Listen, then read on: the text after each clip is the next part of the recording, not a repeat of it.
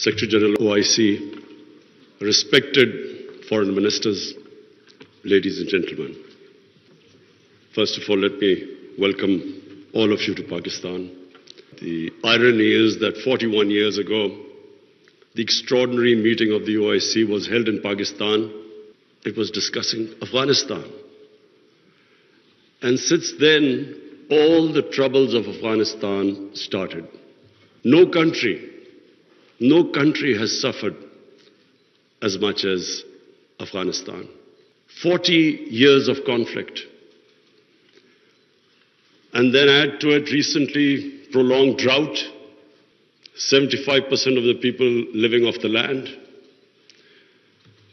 And then, even before 15th of August, half the population below the poverty line. Years of corrupt governance. 75% of the budget supported by foreign aid. Now, a country in this situation, after 15th August, if the foreign aid dries up, the foreign reserves get frozen, banking system freezes, any country is going to collapse, let alone Afghanistan, which has suffered for the past 40 years. So I'm really glad all the speakers before me mentioned the gravity of the situation. Especially I would like to point out what Michael Griffith, the United Nations Secretary General, what he had to say, the figures he gave. So the point is that if the world does not act, this will be the biggest man-made crisis which is unfolding in front of us. It's a big responsibility on us, because not only is it the situation in Afghanistan as it unfolds, but it's our religious duty to help them. And I must say that we have to, and I speak to the United States specifically, they must de-link the Taliban government from the 40 million Afghan citizens. Even if they've been in conflict with Taliban for 20 years. But this is a question of the people of Afghanistan. 40 million human beings. And that's why it is very important that action is taken immediately. Already we are late. The Afghan winter, everyone knows, is extremely severe.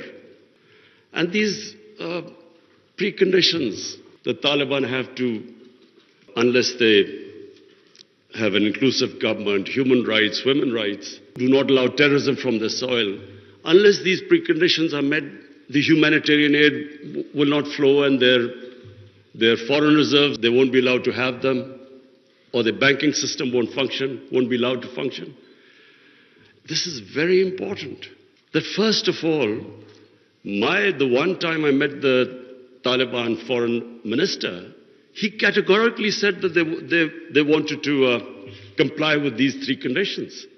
Now, the point is, we must understand that when we talk about human rights, every society is different. Every society's idea of human rights and women's rights are different. I just give you an example of the Pakhtunkhwa province, which borders Afghanistan, because the culture is similar, because Taliban is basically predominantly a Pashtun movement, and there are more Pashtuns on our side of the border. Now, the city culture is completely different from the rural culture. Culture in Kabul was always different to rural areas. Just like in Peshawar, it is completely different, the culture, to the districts adjoining the Afghanistan border. So I give you an example. We give stipends to the child's parents to put the girls into school. But in our tribal districts or the district adjoining Afghanistan, if we are not sensitive to the cultural norms of those people, even with stipends, they won't send their girls to school. But if we are sensitive to their cultural norms, without stipends, they're willing to send their girls to school. When we are talking about human rights and women's rights, we have to be sensitive about this. But my big worry is that unless action is taken immediately, and I mean immediately, because we've been saying this for now 2-3 months, unless action is taken immediately, Afghanistan is heading for chaos. Any government, when it can't pay its salaries of its public servants, hospital, doctors, nurses, any government is going to collapse. But chaos suits no one. It certainly does not suit the United States to fight terrorism. And we know ISIL is now a threat. It has been a threat. We have had attacks from Afghan border, from ISIL into Pakistan. So the only way you can control what is, and ISIL is capable of international terrorism. And the only reason you can deal with it is if there's a stable Afghan government. And same with Pakistan. Our worry is, and remember, Pakistan lost 80,000 people. We were the biggest collateral damage of the Afghan war. Our economy was shattered. Over $100 billion lost to the economy. 3.5 million people internally displaced. Well, the last thing we want is chaos in Afghanistan, more refugees. We already have over 3 billion Afghan refugees. To date, we have 234,000 Afghans who've overstayed their visa because the situation in Afghanistan means they can't go back. And remember, this is a country, like most developing countries, who are suffering from the fallout of the coronavirus. COVID-19, we are all suffering from the impact it has had on world economies. So we are in no position to deal with this, another influx of refugees and terrorism. So my request to the international community, to the United States specifically, I know the Europeans are extremely sensitive. They understand the situation. There's a refugee problem not just in Europe, all over the world. So everyone knows that this chaos will lead not just countries like Pakistan and Iran. Other countries will also eventually have refugee problems. In much richer countries, you have 2,000-3,000 refugees and there's an issue. The far-right parties raise this issue about refugees. But we poor countries, who are struggling, whose economy is just about getting on their feet, how do we cope with hundreds and thousands of refugees? So it is in no one's interest that there's chaos in Afghanistan. And that's why I was very impressed by the Islamic Development Bank's suggestions of immediate, medium and long-term ways of helping the people of Afghanistan or making the economy sustainable.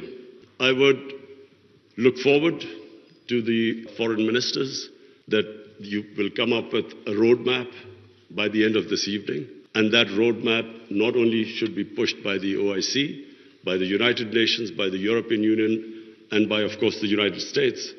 Because, as I repeat, chaos in Afghanistan suits no one.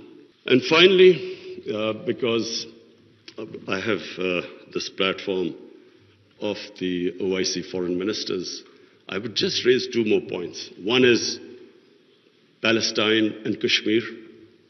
The people of Palestine and Kashmir look to us. They want to see a unified response from us about their human rights, about their democratic rights, rights which United Nations Security Council resolutions have given them, and unfortunately not implemented. We should, on every forum, raise our voices and a unified stance. I want to talk about Islamophobia.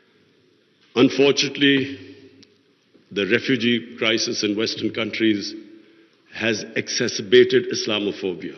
Islamophobia really started reaching a dangerous levels after 9/11, when terrorism and Islam were connected. When terms like radical Islam came, they connected somehow. Islam was responsible for terrorism and radicalization. So this connection has made life difficult for people living in Western countries, Muslims living in Western countries. The man in the street in the West cannot distinguish between what is a moderate Muslim and what is a radical Muslim.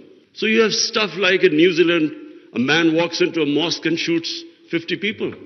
It's because this term, radical Islam, Islamic terrorism, they have to be delinked. And secondly, the reason for Islamophobia is people in the West do not understand when our Prophet Muhammad sallallahu alaihi wasallam is mocked or ridiculed or insulted, they can't understand the reaction amongst the Muslims because their attitude to religion is different to ours. So it's very important for the OIC to play its part in explaining to the Western world on forums like European Union, United Nations, their think tanks, making them understand.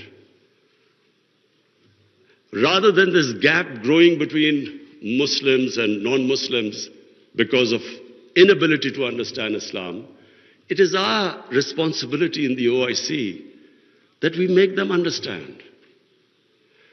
We have in Pakistan formed an authority, it's called Rahmatul Alameen Authority. The purpose is to have top Pakistani scholars in this authority who coordinate with Muslim scholars all over the world. And one of the objectives of this Rahmatul Alameen Authority is that there should be a considered intellectual response when things like a cartoon appears insulting our Holy Prophet, peace be upon him. There should be a proper response from scholars to make them understand why Muslims react, that the love and reverence we have for our Holy Prophet, peace be upon him, because they don't understand this. And secondly, to make them understand that our Holy Prophet was called Rahmatul Alameen. He was to bring mercy for mankind. He was not called Rahmatul Muslimeen. He was not just for Muslims. Just like our God, Allah, is God of all human beings. So, our Prophet united human beings. His whole message was of love. The people in the West do not understand this. There is so much propaganda against Islam. And unfortunately, we do not have a coherent and an intellectual, scholarly response to this. So, one objective of this authority is to, in coordination with all the Muslim scholars, we will respond, and we would like the OIC Secretary General also to know about this response. We will consult you. And whenever anything happens, there should be a proper response to that. But secondly, it's also for my own country, because we feel that we can raise the morality and the ethics of our society by making people understand the seerat of the Prophet, his teachings, to raise the ethical standards in our country. And at the same time, unite our people. Because unfortunately, religion is used by elements in our society to divide people, spread hatred. The whole idea is to unite human beings under the teachings of our Prophet. So finally, I again welcome all of you. I hope we have a very productive session, and then we come up with a very coherent, a strategy which I said immediate, medium term and long term, how to get Afghanistan out of this crisis. Thank you.